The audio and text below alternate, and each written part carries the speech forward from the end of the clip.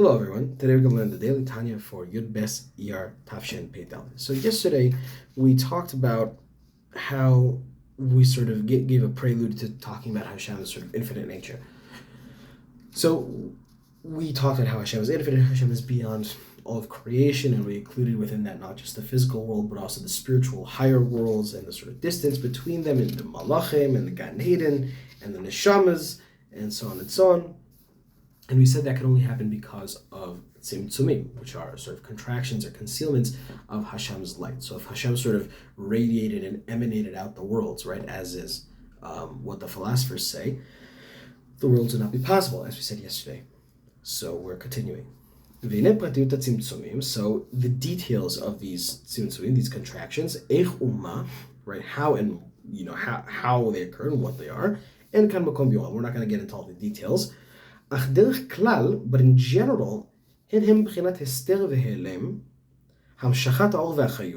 okay, so they are sort of a concealment and sort of drawing back from fully manifesting all of the animating power and all of the light that Hashem is capable of, which is infinite and infinitely infinite, as we'll get on to.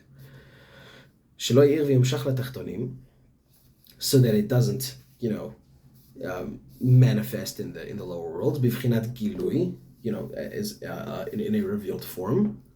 So it doesn't take part in sort of animating the world and sort of bringing it into existence. So Hashem's complete infinite light doesn't do this. Okay, only a little tiny amount. Again, not a little as compared to a lot, but any amount as compared to infinity, as we'll get into.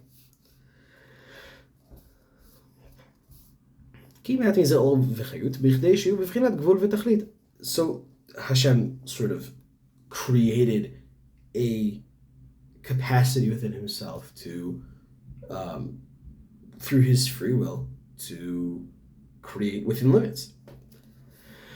Which is in this sort of and the animating life force that he uses to create this limited world we have is very, very small. And is considered like nothing. It's considered as nothing when compared to Hashem's light, which is beyond all limit. And there's no relation between that which is limited and that which is infinite. There could be no relation. There's no way to mediate that. One is absolutely negated by the other. Kanada.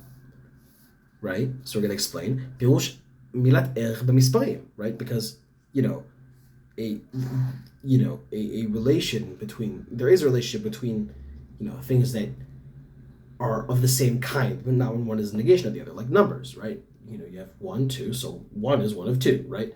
she'echad b'mispar, because 1, יש לו ערך לגבי מספר 1,000.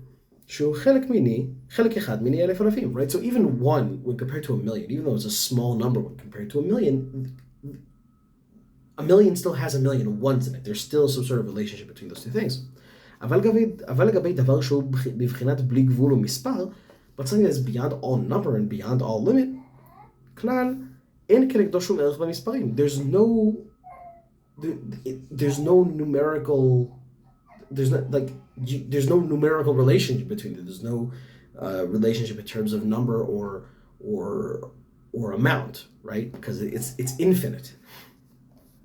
שאפילו אלפי אלפים וריבו רבבות, right? Because even, billions or multitudes of multitudes, אינן אפילו כערך מספר אחד לגבי אלפי אלפים וריבו רבבות.